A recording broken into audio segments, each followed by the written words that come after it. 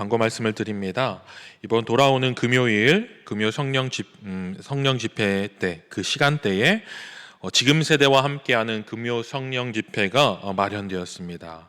8시부터 9시까지 뜨겁게 찬양하고 또 특별 강사로 홍종철 목사님께서 정말 귀한 말씀으로 우리 함께 은혜 나누는 시간 가지려고 합니다. 많은 성도님들 함께 참여하셔서 함께 하나님 찬양하고 또 말씀의 은혜 누릴 수 있는 은혜가 있기를 원합니다.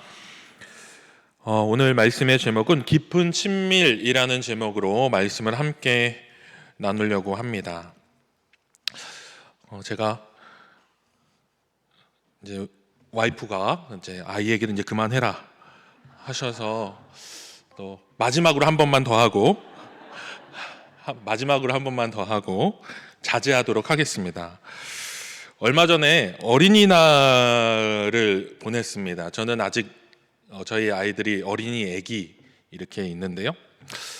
어린이날이 되면은 아빠들에게 가장 큰 부담은 얼마짜리 선물을 사줄 것인가 라는 이제 고민을 하게 되는데, 이번 어린이날 선물은 정해져 있었습니다. 킥보드를 사기로 이미 계획이 되어 있었던 것입니다. 저는 저희 아이가 킥보드를 그렇게 잘 타는 줄 몰랐습니다. 엄청나게 빨리 가더라고요. 제가 조바심을 느낄 정도. 천천히 갔으면 좋겠는데 그래서 킥보드를 처음 사줬을 때에 그 아이가 그렇게 킥보드를 잘 타는 걸 보고 운동신경이 좋은 줄 알았더니 와이프가 이렇게 얘기하는 겁니다. 남의 거 많이 얻어 탔다고. 그래서 미안하다, 아빠가 빨리 사줬어야 되는데 얻어 타게 해서 미안하다 이렇게 얘기를 했는데, 어린이날 이제 부모님을 뵈러 이제 서울로 올라갈 때면은 항상 이제 휴게소를 한 번씩 들립니다. 근데 어린이날을 앞두고서 서울로 올라가는 거니까 이제 선물을 사기 위해서 이제 올라가는 목적도 있는 것이죠. 좀 거리가 있으니까 이제 선물로 달래면서 올라가는 겁니다. 이제 킥보드를 살 생각에 잔뜩 이제 벅차 있는 아이가 휴게소에서 잠시 그 시험에 들었던 적이 있습니다. 어떤 시험이냐면은 휴게소에 가면은요 500원짜리 2개를 넣고 돌리는 뽑기가 있습니다.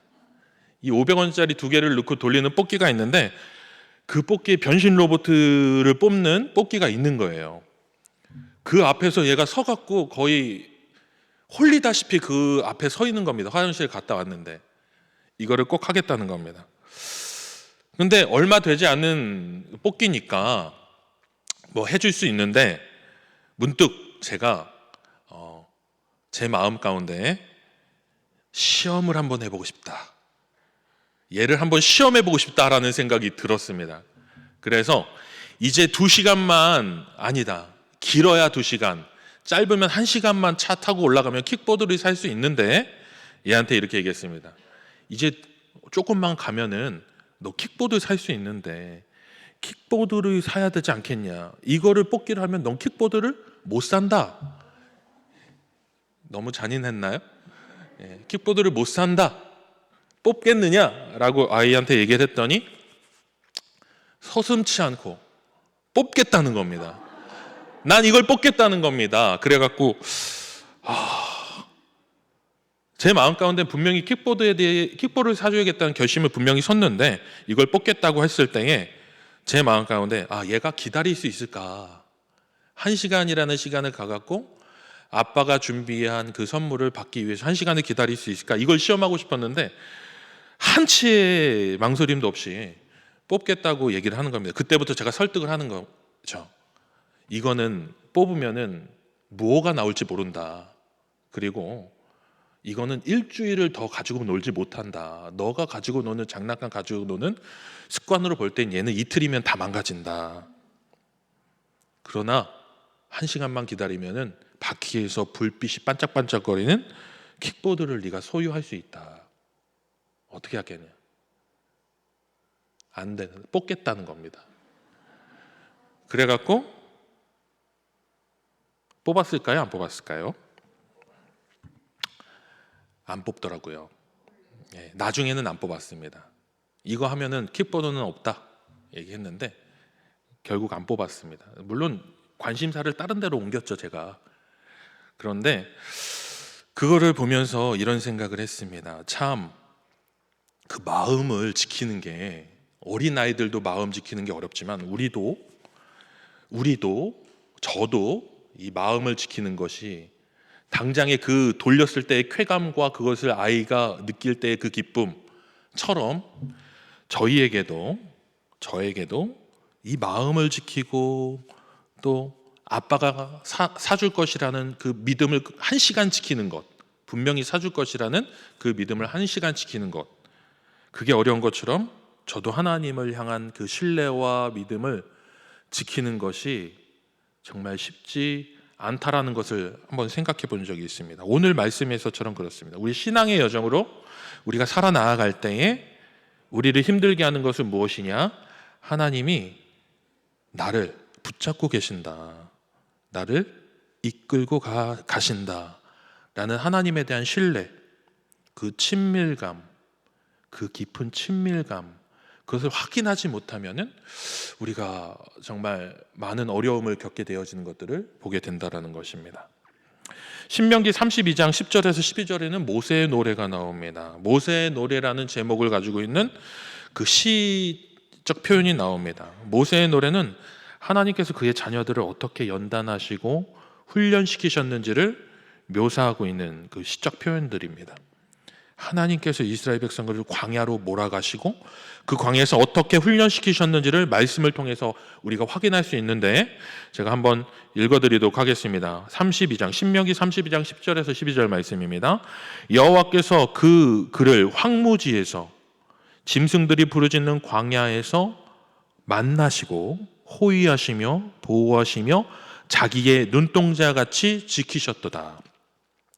마치 독수리가 자기의 보금자리를 어지럽게 하며 자기 새끼 위에 너풀거리며 그의 날개를 펴서 새끼를 받으며 그의 날개 위에 그것을 엎는 것 같이 여호와께서 홀로 그를 인도하셨고 그와 함께한 다른 신이 없었도다. 이렇게 얘기를 합니다.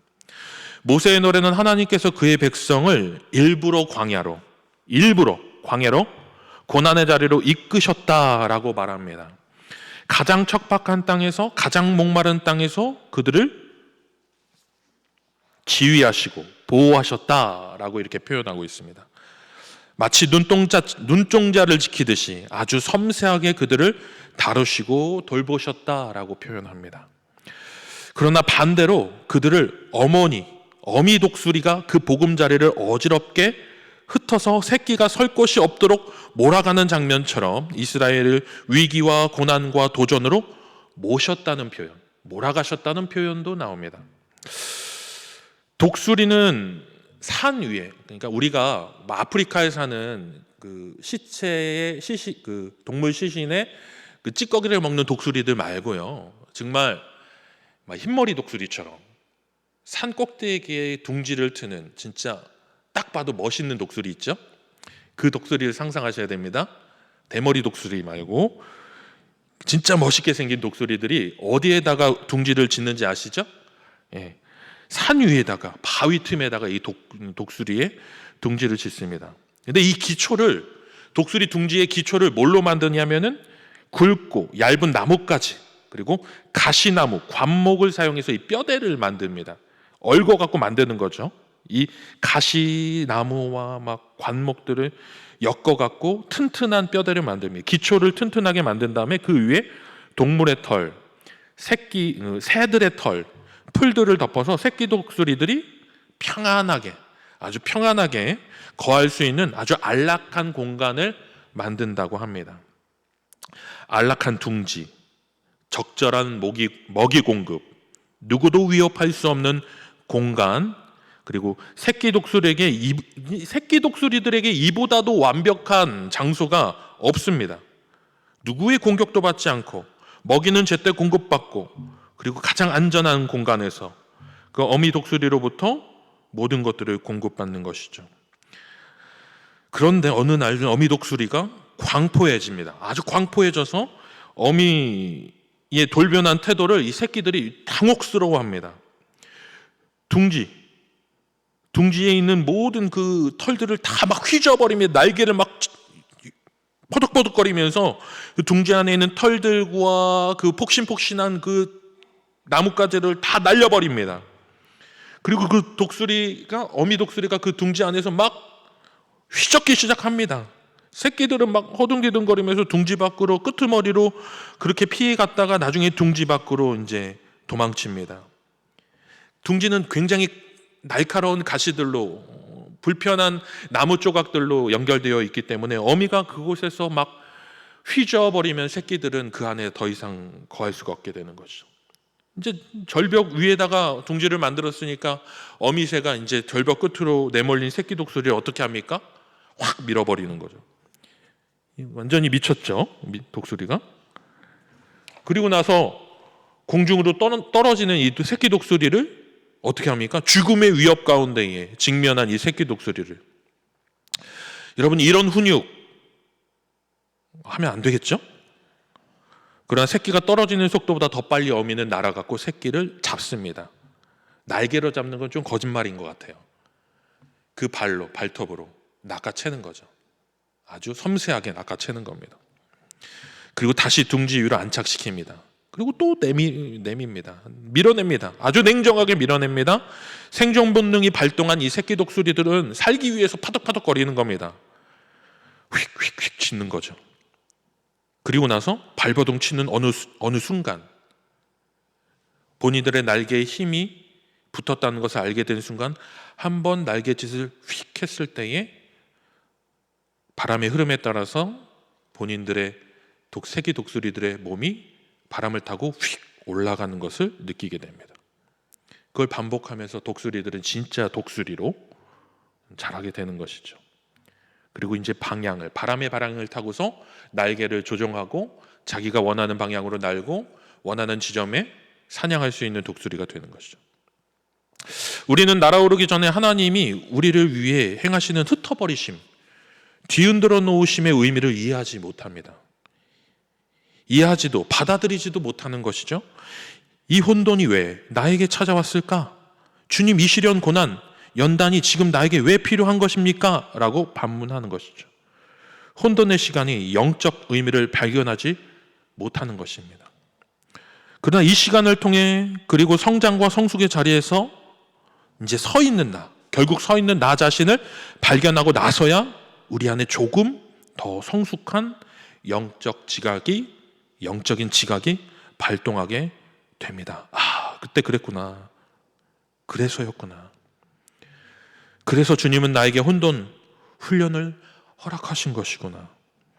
하나님의 뒤흔드심, 훈련을 겪고 있는 하나님 자녀에게 하나님의 친밀함보다 지금 이 순간 내가 겪고 있는 시련이 더 크고 선명하게 보이는 것은 사실입니다. 이건 분명하죠. 내가 하나님과 친밀하다고 느끼는 것보다 내가 지금 너무 힘든 나의 현실이 더 명확하게 보이는 게 사실이라는 겁니다. 훈련을 받는 자녀들은 모르는 일이죠. 그러나 여러분, 훈련의 트레이너는 이 모든 상황들을 다 상황들을 고려하고서 트레이닝을 시킵니다. 그리고 자신이 목적하는 방향으로 훈련을 진행하는 것이죠. 장주희 아나운서라는 분이 계십니다. EBS 장주희 아나운서가 쓴 들리는 설교라는 책이 있는데 제가 다 읽지는 않고 아주 짧은 부분, 거기에 어떤 내용이냐면 코칭에 대해서 얘기를 하는데요. 코칭은 분명한 목표를 향해 길을 제시해 주는 것이라고 얘기합니다. 그러니까 무작정 강하고 튼튼하게 만드는 것이 아니라 분명하게 목표를 정하는 것이라는 거죠. 축구 좋아하시나요? 아, 좋아하세요? 근데 축구에서 포지션이 있죠. 요즘 가장 핫한 선수가 손흥민 선수인데, 손흥민 선수가 공격수입니까? 그죠? 골을 많이 넣었으니까 공격수겠죠? 근데 손흥민 선수에게 트레이너를 붙여준다면 어떤 트레이닝을 시켜줄 트레이너를 붙여주시겠습니까? 공격적인 능력을 최상위로 끌어올려 줄 수 있는 트레이너를 붙이겠죠. 수비 능력을 높이는 트레이너를 붙이지 않겠죠. 패스 능력을 끌어올리는 트레이너를 붙이지 않겠죠. 그 목표를 정해놓고 그 목표에 가장 적합한 트레이닝과 훈련과 체력 훈련을 시킨다라는 것입니다. 이것이 바로 하나님께서 우리를 멘토, 멘티로 트레이닝 시키시는 아주 중요한 원리 중에 하나라는 것입니다. 모든 사람들이 받는 훈련과 동일하게 훈련시키는 것이 아니라 나를 위한 훈련을 하나님은 시키신다라는 것입니다. 이게 하나님의 훈련의 원리입니다. 제가요,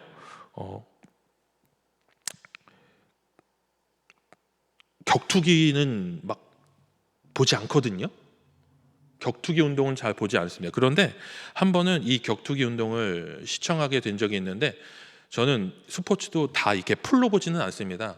조각조각 뉴스에서 하이라이트만 보여주는 거죠. 근데 한 번은 권투를 본 적이 있었습니다. 근데 이 권투를 제가 좋아하지도 않는데 왜 봤을까요?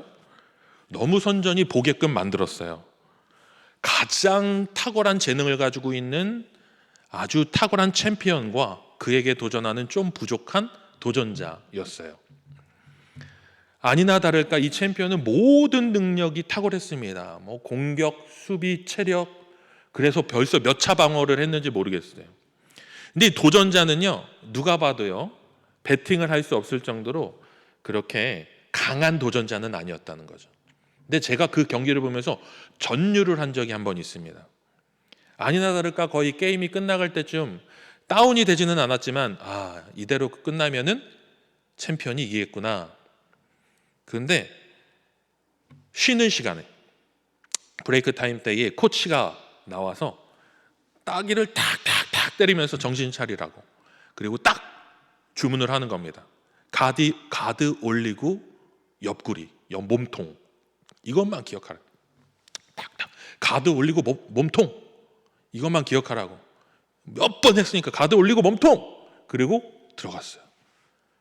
진짜 가드 올리고 몸통만 치더라고요. 어떻게 됐을까요? 이겼습니다. 가드 올리고 몸통을 이걸 한 4번 맞으니까 챔피언이 하더니 쓰러지더라고요. 거기 보면서 아마 수만 번, 수천 번 연습했을 겁니다. 가드 올리고 몸통을 아마 수만 번, 수천 번 연습했을 겁니다. 무의식적으로 훈련을 할 정도로, 진짜 무의식적으로 주먹을, 가드를 올리고 몸통을 칠 정도로 아마 그 권투 선수는 훈련을 했을 겁니다. 이런 상황을 기대하면서 했을까요? 그냥 기대는 했겠죠. 그려는 보았겠죠. 하나님께서 그의 자녀들을 뒤흔드셔서 훈련시키는 상황, 여러분 어떤 때에는요, 우리는요, 하나님이 우리에게 주신 매뉴얼을 따라서 움직이면은 그 시험 가운데서 승리할 수도 있습니다. 가드 올리고 몸통, 시련 가운데, 힘든 상황 가운데 우리는 어찌 보면은 그 상황 가운데 기도하는 자리, 말씀의 자리, 그리고 침묵하는 자리, 대항하지 않는 모습들, 하나님이 우리에게 주신 매뉴얼을 따라서 움직일 때에 이길 수 없는 싸움 가운데 이길 수도 있다라는 것입니다. 그럼 어떻게 이 매뉴얼을 따라서 우리가 할 수 있을까요? 그것은 바로 친밀감입니다. 친밀함의 깊이, 혼돈케 하심과 혼란과 흩어놓으심, 밀어넣으시는 그 모든 환경 가운데서도 하나님을 붙잡을 수 있는 신뢰, 그것 때문에 우리는 하나님이 우리에게 주신 영적 매뉴얼을 따라서 이 싸움 가운데에서 승리할 수 있는 기회를 잡을 수도 있다라는 것입니다.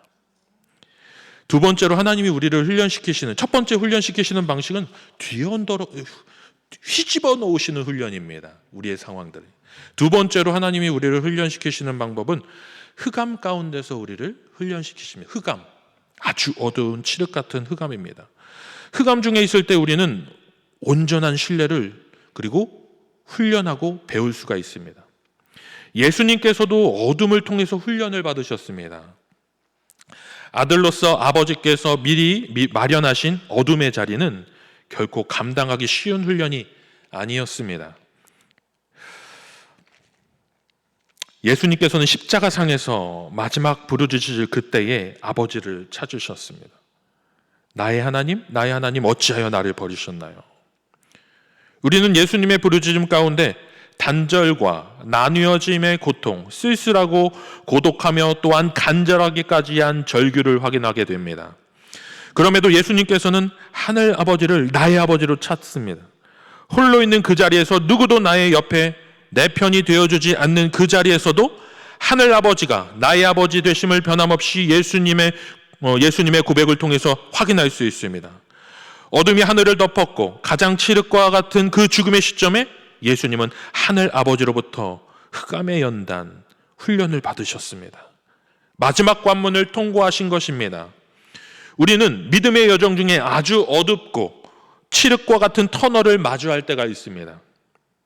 다른 길도 아닌 오로지 그 길을 가야만 하는 상황 가운데 놓이게 될 때가 있습니다. 돌아가는 것이 아니라 그 흑암을 돌파하게끔 하시는 하나님의 내모심이 있습니다.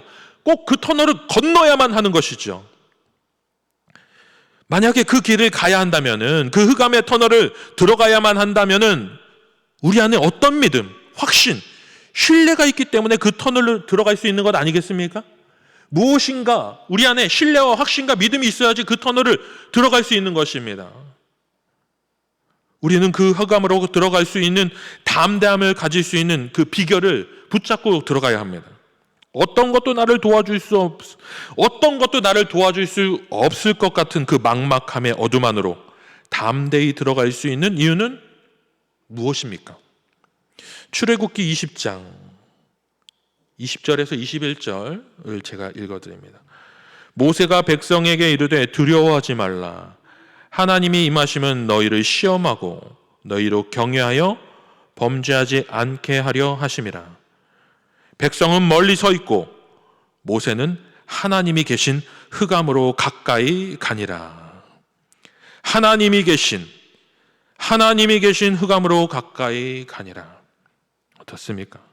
모세가 흑암으로 들어갈 수 있었던 이유는 그 안에 하나님이 계시기 때문입니다. 우리의 눈으로 볼 때 흑암과 같은 현실과 상황은 절망스러운 결과, 그 결과를 우리에게 선사할 것처럼 보입니다. 도움의 손길도 없는 공간처럼 느껴집니다. 그러나 하나님은 그곳에서 우리를 기다리고 계실지 누가 알겠습니까?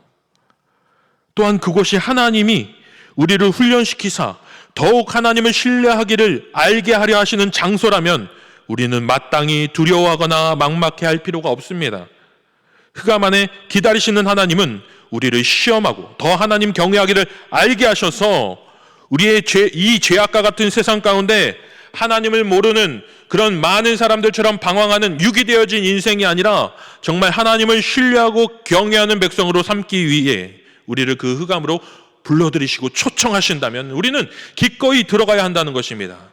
들어갈 수 있는 이유는 거기에 하나님이 계시기 때문입니다. 우리는 그것 때문에 늘 두려워합니다.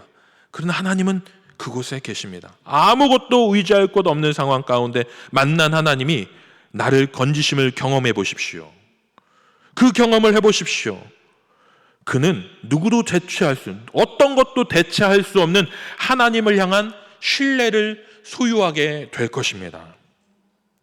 제가 예전에 담당했던 이제 청소년부의 한 아이가 여름에 휴가를 갔다 와서 저에게 들려준 얘기인데 이렇게 얘기하는, 목사님 저 죽을 뻔했어요, 이렇게 얘기하는 겁니다.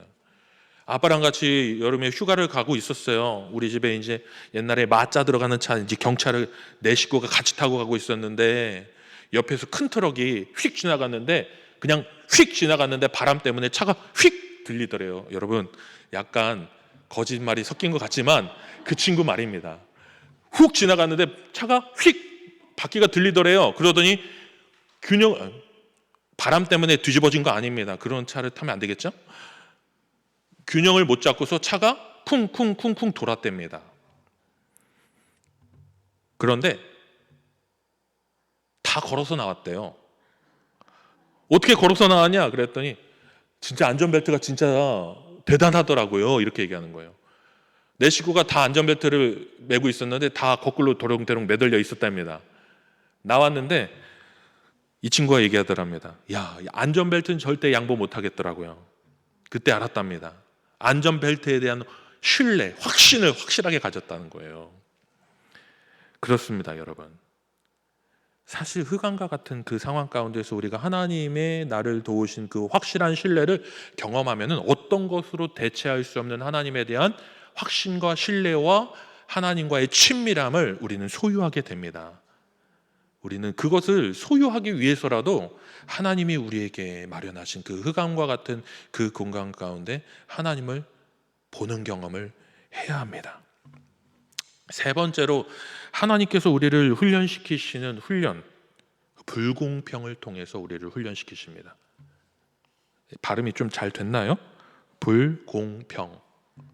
불공평을 통해서 하나님이 우리를 훈련시키신다는 겁니다. 여러분 한번 비교해 보십시오. 왜 바울의 눈은 고쳐주지 않으셨습니까? 그런데 왜 히스기야는 생명을 연장해 주셨나요? 왜 야고보는 감옥에서 목 베어 죽게 하셨습니까? 근데 왜 베드로는 천사까지 보내서 구출해 주셨습니까? 우리는 신앙의 수많은 상황 가운데 비슷한 처지와 현실을 경험합니다. 그리고 각기 다른 결과를 마주하기도 합니다. 어떤 이들은 질병 가운데 하나님께 기도하고 간구합니다. 그리고 하나님의 놀라운 치유의 기적을 경험하고 하나님의 살아계심을 자신의 경험으로 간증하는 은혜를 누리면서 살기도 합니다. 어떤 이들은 하나님 나라의 부르심을 받기까지 포기하지 않고 기도합니다. 정말 주님 고쳐주시죠? 고쳐주시겠죠? 고쳐주실 거죠? 끝까지 기도합니다. 치유와 회복을 위해 끝까지 하나님을 부르짖습니다. 그러나 하나님께서는 그 기도와 다른 방향으로 응답하시기도 합니다. 이런 상황에서 우리는 하나님의 다른 뜻, 다른 섭리를 고백할 수 있습니다. 나의 인생의 철저한 불공정과 차별, 배제를 경험하는 이들에게 불공평은 환멸로 찾아오기도 합니다. 여러분 환멸이라는 단어의 뜻 아시나요? 꿈이나 기대나 환상이 깨어지는 거죠. 또 그때 느끼는 괴로움, 속절없음, 공허감, 자괴감, 이걸 환멸이라고 얘기합니다. 이런 불공정을 경험한 사람들에게는 이 환멸적 감정들이 찾아오기도 합니다. 하나님을 향한 믿음 가운데 우리는 하나님 자녀들이 형통하고 잘되고 복된 인생 사는 것에 대해 기대하는 것 너무 당연한 일 아닙니까? 세상에서 잘되어 머리가 될지언정 꼬리가 되지 않는 성공의 복, 차고 넘치어 풍족한 복, 30배, 60배, 100배의 형통 기대할 수 있습니다. 기대하는 거 잘못 아니지 않습니까? 그런데 현실에서 하나님 자녀에게 불공평, 불공정 찾아오게 될 때 있고 환멸을 느끼게 될 때 있습니다. 자연인이라는 프로그램이 있는데 이 자연인이라는 프로그램 혹시 아마 보신 분들 많이 계실 겁니다. 자연에 가갖고 사시는 분들 찾아가서 같이 식사하고 그렇게 하는 프로그램인데 뭐 뱀도 먹고 벌도 먹고 온갖 것들 다 먹으면서 삽니다. 근데 이분들 진짜 건강합니다. 그런데 이분들에게 공통점이 있어요. 뭐냐면요, 세속을 떠나서 산 골짜기 이 외진 섬으로 들어가 홀로 사는 이들이 공통점이 있는데 세상에 대한 환멸을 느끼게 돼서 세상에 등을 진 이들이 많이 있다라는 겁니다. 환멸은 기대가 무너지고 깨지고 그 안에 찾아오는 고통, 이루 말할 수 없는 고통의 상태에 놓이는 거죠. 그런데 하나님은 불공평의 상황을 통해서 하나님 자녀의 훈련을 감행하신다는 겁니다. 오히려 하나님이 세상이 말하는 불공평을 통해서 하나님 자녀를 훈련시키신다는 겁니다. 훈련시키셔서 더 깊은 관계로 만들어 가신다는데 여러분 이해되시나요? 더 깊은 관계란 세상 관점으로 볼 수 없는 하나님 시각으로 불공평하다 여겨지는 상황을 보게 하시는 겁니다. 더 이상 세상의 환멸에 사로잡히지 않고 온전히 실제하시는 하나님의 섭리를 보게 하신다는 겁니다. 세상의 관점으로 보면 환멸을 느낄 만한 상황인데 하나님의 관점으로 보면 이게 어떤 상황으로 바뀔까요? 어떤 부모님이 이런 말을 합니다. 자식에게 늘 미안해하며 이런 말을 하는 겁니다. 더 많은 기회를 주지 못하고 더 많은 지원을 하지 못함으로 늘 아들에게 미안하다는 겁니다. 하소연을 하는 거죠. 내가 좀 더 지원해 줬으면 더 좋은 인생 살았을 텐데, 내가 조금 더 배우고 더 알았더라면 더 좋은 길을 갈 수 있었을 텐데. 저희 어머니가 저한테 하셨던 말이에요. 그런데 제가 지금 이 자리에서 하나님의 말씀을 받는 종으로 서 있는 나 자신을 보며 알게 된, 하나님 관점에서 새로운 시각에서 내가 저의 상과 상황을 볼 때에 어머니로부터 참 많은 것을 받았다는 것을 저는 고백했습니다. 그 중에 제일은 시련과 고난 가운데 하나님을 찾는 신앙을 보았다는 것입니다. 험악한 인생을 살았다 말하는 야곱처럼 그 가운데서 하나님의 인도하심과 도우심을 고백한 믿음의 고백, 이 고백이 이스라엘 백성들에게 가장 큰 유산이 된 것처럼 저에게도 이 새로운 관점으로 저의 삶과 어떤 때는 불공평하다고 얘기하는 여러 상황들을 다시 바라보고 해석할 때에 이것은 불공평, 환멸을 느낄 만한 그러한 것들이 아니라 완전히 새로운 관점이라는 것이 나에게 주어진, 그리고 나를 빚어가시는 환경 안에서 허락하신 나만을 위한 특별함, 나만을 위한 특별한 하나님의 손길과 인도하심이었다라는 것을 발견하게 되었다라는 것입니다. 커스터마이징이죠. 잘 모르시죠? 커스터마이징이라는 말. 젊은이들은 압니다. 나만을 위한, 내 것, 나만을 위한 특별한 어떤 제작되어지는 물건들. 핸드폰도 여기다 커스터마이징해서 이게 저 핸드폰 보면 누구 거구나. 운동화도 저 운동화 누구 거구나. 저 모자 누구 거구나 알 수 있게 그 사람의 아주 특별한 개성을 담는 커스터마이징이라고 얘기하는데, 모두가 똑같은 것을 입는 것이 아니라 하나님께서 나의 인생을 하나님께서 커스터마이징 하셨다는 겁니다. 특별함으로 빚어가셨다는 것이죠.